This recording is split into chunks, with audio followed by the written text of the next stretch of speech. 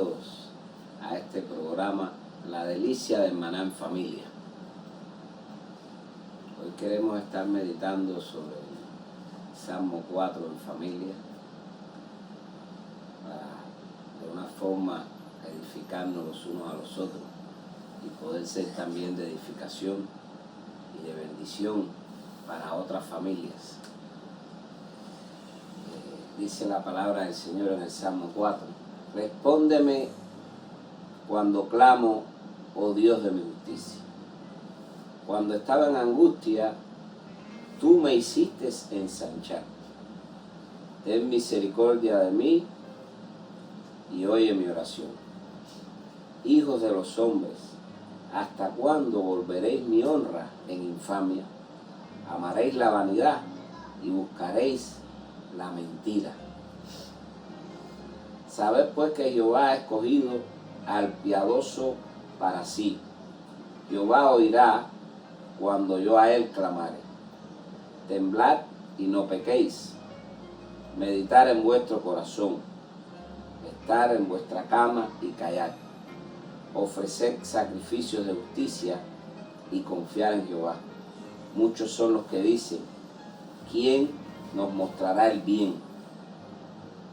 Alza sobre nosotros, oh Jehová, la luz de tu rostro.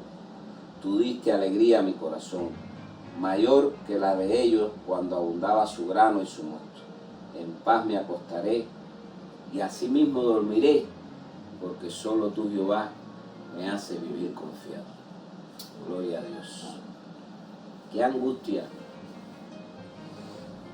El salmista David se encontraba en este momento pasando sobre su vida, cuando él de esta forma clama a Dios. Muchas veces nos encontramos nosotros en medio de angustias, de problemas, de situaciones, y pensamos que el oído de Dios no está atento a nuestras oraciones. Y el salmista David, en su humanidad, a pesar de ser un hombre ungido por Dios, vemos aquí cómo él clama a Dios, ora a Dios. Respóndeme cuando clamo, oh Dios de mi justicia. Cuando estaba en angustia, tú me hiciste ensanchar. Aquí vemos cómo el salmista David, a pesar de que se encontraba en angustia, Dios estaba ensanchando. Él reconocía que Dios estaba ensanchando. Es decir, estaba siendo expandido, estaba siendo bendecido, estaba siendo agrandado su propósito por el cual él había sido llamado como rey. Y muchas veces en nuestra humanidad no entendemos estas cosas. Pensamos de que Dios no está atento a su oído a nuestra situación, a la adversidad que podamos estar atravesando en nuestra vida. Pero Dios es fiel. Es como la semilla. Usted coge una semilla y usted va a hacer una siembra y usted esa semilla la deja caer sobre la tierra. La tierra la cubre, pero esa semilla no deja de continuar haciendo su proceso. Ella está en un proceso, y después que ella termina su proceso debajo de la tierra, que ella muere y empieza a renacer, que empieza a salir esa mata para afuera, usted ve salir ya esa flor de la semilla que usted sembró, y luego después usted va a ver el crecimiento y ver el fruto en esa semilla. Amén. Y muchas veces pensamos de que Dios se ha olvidado de nosotros. En nuestra humanidad llegamos a pensar esas cosas. Y es cuando más Dios está obrando en nuestra vida. Es cuando Dios dice: ahora es cuando voy a ensancharte. En medio de tu angustia, en medio de tu prueba, en medio de tu dolor, es cuando más vas a ser bendecido. Pero todo es si le crees a Dios, si permanece, como dice en Gálatas. Dice la palabra en Gálatas 6, versículo 9, si mal no recuerdo. De 7 al 10 está esa meditación ahí en la palabra, donde habla, dice que si no nos cansamos de hacer el bien, si no desmayamos, entonces es donde vamos a ver la bendición de Dios sobre nuestras vidas. Entonces no nos cansemos pues nunca de hacer el bien. Dice que Jehová escogió al piadoso, decía ahí el salmista David. Aquí dice, hijos de los hombres, ¿hasta cuándo volveréis mi honra en infamia? Amaréis la vanidad y buscaréis la mentira. En medio de su angustia, era hasta juzgado. Estaba él honrando y lo declaraban como infamia cuando él estaba honrando. Dice, hijos de hombres, ¿hasta cuándo volveréis mi honra en infamia? Amaréis la vanidad y buscaréis la mentira. Y por esto el salmista clamaba a Dios, porque él veía que él estaba haciendo el bien, buscaba hacer el bien ante Dios, ante los hombres, y era infamado. Provocaban infamia sobre él, provocaban mentiras sobre él. Pero él termina aquí muy claro diciendo, porque era a pesar de todas las cosas. Dice, muchos son los que dicen, ¿quién nos mostrará el bien? Alzar sobre nosotros, oh Jehová, la luz de tu rostro. Tú diste alegría a mi corazón, mayor que la de ellos cuando abundaba su grano y su mosto. En paz me acostaré y asimismo dormiré, porque solo tú, Jehová, me haces confiar. Así que en medio de su angustia, en medio de su dolor y de su adversidad, él vivía confiadamente en lo que Dios estaba haciendo y podía descansar en paz, podía dormir en paz. Entonces no nos cansemos pues de hacer el bien, no nos cansemos pues de andar en nuestro caminar con piedad y misericordia sobre las personas, porque Dios es un Dios de misericordia y su misericordia son nuevas cada mañana. Siempre el Señor a cada uno nos ministra algo diferente, ¿sí? A través de la misma palabra. Dios puede ministrarnos a todos, nos puede dar puntos de vista, perspectivas diferentes. Y hay algo que a mí me llama la atención, y es como David refleja aquí que en medio de la adversidad él no perdía su comunión con Dios. Si hay algo que el cristiano tiene que cuidar siempre, es eso. Amén. Es la comunión con Dios. Amén. Porque tendemos en nuestra humanidad, cuando las cosas se ponen difíciles, tendemos a olvidarnos de que Dios está ahí. Y decimos, si antes teníamos, por ejemplo, una hora, respetábamos una hora en el día para dedicársela a Dios, ya ahora como estamos en el afán del problema que tenemos o de la adversidad que estamos pasando, entonces le dedicamos a Dios 5 y al problema todo lo que resta. Porque queremos resolver las cosas con nuestra fuerza, queremos resolver las cosas con nuestra capacidad.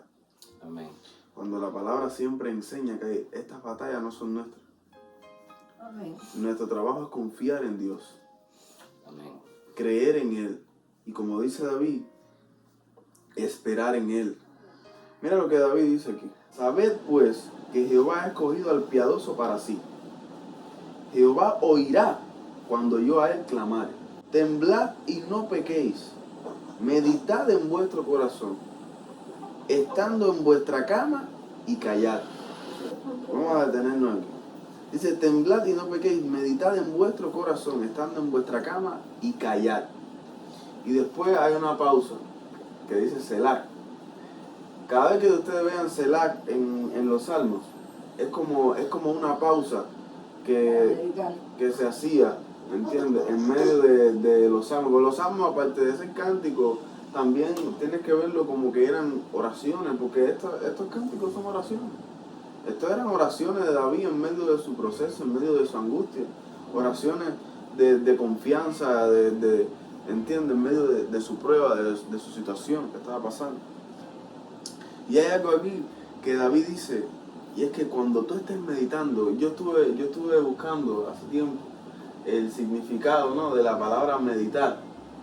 ¿Qué quiere decir? ¿A qué se refiere la Biblia cuando te dice meditar? Meditar, una de las definiciones que encontré era que era estar quieto. Eso es una de las cosas. Y otra cosa es como detenerte también a digerir algo. Cuando tú estás meditando en Dios, tú literalmente estás digiriendo lo que acabaste de leer. Estás digiriendo. Fíjate. Porque a veces nosotros leemos la palabra por leerla. Por eso yo los otros días le comentaba a mi abuela, ¿sabes qué? La Biblia es un libro que no se lee literal. Tú tienes que detenerte a meditar en esta palabra. Tienes que comerte a Jesús. Como el profeta Ezequiel cuando se comió los pergamentos. Se comió la ley. Porque esta palabra nosotros tenemos que aprender a digerirla en nuestro espíritu. Por eso ve que hay gente que lee la escritura pero no cambia. Yo mismo al principio leyendo la escritura, cuando yo comencé a caminar con Dios, yo al principio comencé a leer las escrituras y no las entendía. Yo decía, ¿por qué ese hombre puede dar un mensaje? Yo empecé a orar por eso. ¿Por qué ese hombre, qué ve ese hombre aquí que yo no veo?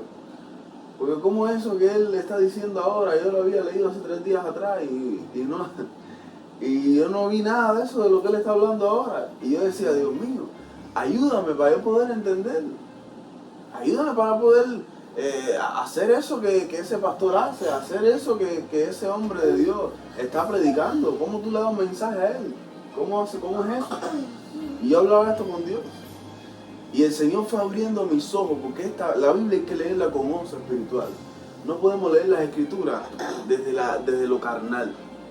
Si leemos las escrituras en la carne, no vamos a entender nada. No vamos a entender lo que Dios nos está queriendo decir. Amén. Por eso la Biblia dice que Dios habla a nuestro espíritu, no a nuestra carne. Dios no se comunica con nuestra carne. Por eso, para tú hablar con Dios, lo primero que tú tienes que hacer es espiritualizarte, es estar en el espíritu. ¿Cómo estamos en el espíritu? Para poder hacer esto y acudir a Dios en el día malo, para poder estar delante del trono de la gracia para el oportuno socorro, como dice el libro de los Hebreos. Para vivir en el espíritu necesitamos guardarnos y apartarnos para Dios, es lo primero. Lo segundo, tener una vida constante de oración.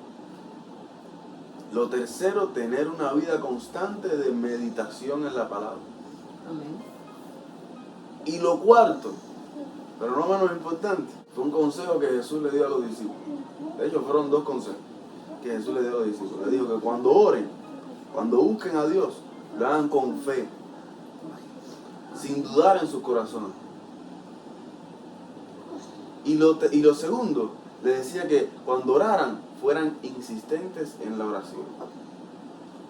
Jesús les decía a los discípulos, velad y orad, para que no caigan en tentación. ¿Cada cuánto tiempo estamos expensos a ser tentados? ¿Alguien me puede decir? Constantemente. Todos los A días. diario estamos. Todos los días. Entonces, ¿cada qué tiempo debemos estar insistiendo y velando en la oración? De día y de noche. Todos los Toda días. hora. Amén. De día y de noche, en todo momento. Tratar de estar en comunión con Dios. De hecho, la Biblia dice, el apóstol Pablo mencionaba, que él le decía, creo que era a los Filipos, que él le decía, si le mencionaba una serie de cosas como que pensad en todo lo que es bueno, todo lo que es amable, todo lo que es puro, todo lo que es de buen nombre. Y decía al final, si algo es digno de alabar, en esto pensar. Amén. Si alguno digno de alabanza, en esto pensar. Entonces, nuestra mente tiene que perseverar en Dios. Por eso usted ve que David, si estaba alegre, pensaba en Dios. Si estaba triste, acudía a Dios. Si estaba en guerra, acudía a Dios. Si no sabía qué hacer, acudía a Dios. Porque David estaba reflejándonos nosotros a través de la escritura que el centro de la vida de él era Dios. Amén. El eje de su vida era Dios. Y así tenemos nosotros que hacer. Tenemos que dejar de buscar a Dios solamente cuando estamos pasando Necesitamos. por un problema o solamente cuando todo está bien. Hay que aprender a buscar a Dios en todo tiempo, porque hay de todo. Yo mismo cometí a veces el error de afanarme cuando no sabía qué hacer. Te voy a dar un consejo que lo aprendí en el Señor, porque el Espíritu Santo me redarguyó por eso, en varias ocasiones. Yo era de los que me desesperaba y me afanaba cuando no sabía qué hacer. Porque hay situaciones que nosotros no tenemos control de ellas y Dios mismo lo permite. ¿Sabes para qué? Precisamente para eso, para que aprendamos a depender de Él. El Señor mismo permite situaciones complicadas, situaciones adversas, situaciones en las que nosotros nunca hemos enfrentado. Para que entonces digamos, ¿y ahora? ¿Qué voy a hacer? Hay que acudir a Él, porque Él es el que conoce todas las cosas. Entonces hay que aprender, hermano, familia, a comunicarse con Dios en todo tiempo. En todo tiempo. En cualquier situación de su vida. Confía en Dios. Antes de acudir al hombre, acuda a Dios primeramente a buscar su solución. Para eso nos dejó este manual de instrucción. Para que meditemos en él, de día y de noche. Porque entonces, ¿qué sucede cuando meditamos de día y de noche? Él hará prosperar nuestro camino. Amén. Y todo nos saldrá Y bien. todo nos saldrá bien. Yo busqué el significado de temblar en hebreo. Mm. Dice que es ragaz. Es decir, que literalmente significa estar lleno de una violenta emoción. Es decir, esa emoción puede ser buena o mala. Puede ser, dice que puede ser ira o temor.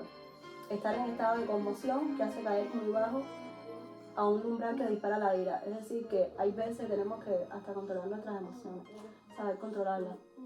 Y te dice temblar, es decir, que aunque tú estés lleno quizás en ese momento de ira, trata de no pecar, no pequéis. Es decir, que trata de no, ¿cómo se dice? De no hacer Airaos, algo. pero no pequéis, como dice la Escritura. Trata de, en ese momento, no pecar. Tú deja que esa, como que decir, hay veces como dice, las cosas no se resuelven en caliente. Exacto. Es decir, que Para tú eso tienes que también. esperar a que esa ira entonces Acá en la después quietud. resolver. Exacto. Claro. Resolverse, ¿para qué? Para que no peque. Para que a lo mejor quizás en ese momento de ira dices cosas que... Quisiera ahí ese punto tocar algo. Porque hay veces las personas confunden y creen que porque eres cristiano tienes que dejarte estar avasallando por las personas. Porque la Biblia lo dice, airaos pero no pequéis. Es decir, no es que no te puedas airar. Claro, Porque las personas, y eso que es cristiano, ¿entiendes? así es. Ahora dice la Escritura, no se ponga el sol sobre vuestro enojo. ¿Para qué? Para que en tu corazón no sea contaminado. Por eso la Biblia dice, sobre toda cosa guardada, guarda tu corazón porque de él mana la vida. No es que no puedas airarte. Hay un momento determinado en que no estás de acuerdo en algo y de momento te airaste, pero ya todo tiene que quedar ahí.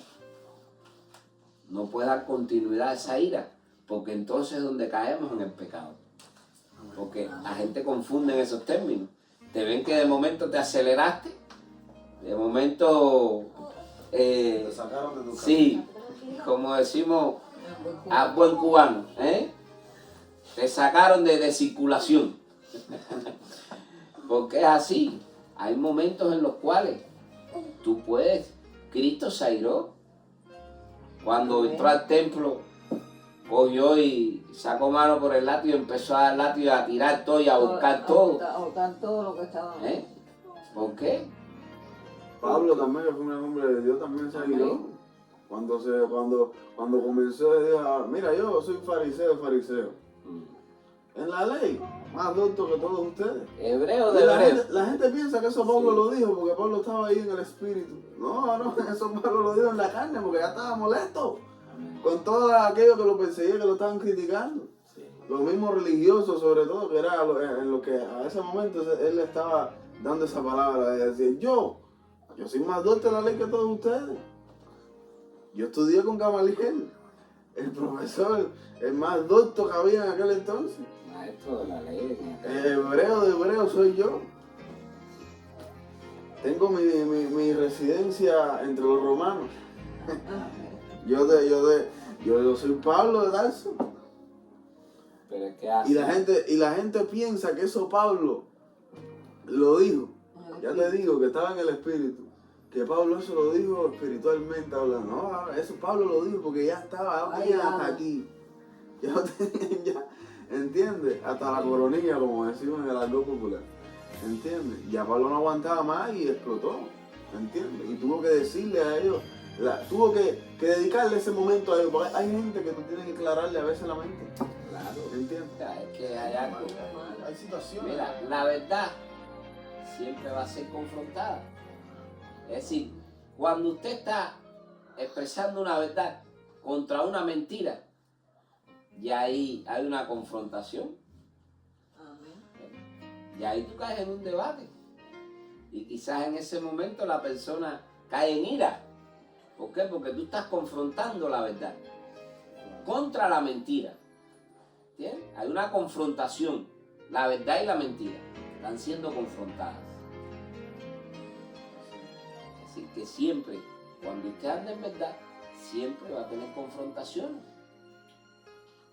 Pero nosotros debemos aprender como el salmista David, en medio de nuestras confrontaciones, en medio de la tormenta, en medio de la angustia en la que él se encontraba, nosotros podamos decir, paz, en paz me acostaré y así mismo dormiré, porque solo tú, Jehová, me hace vivir confiado.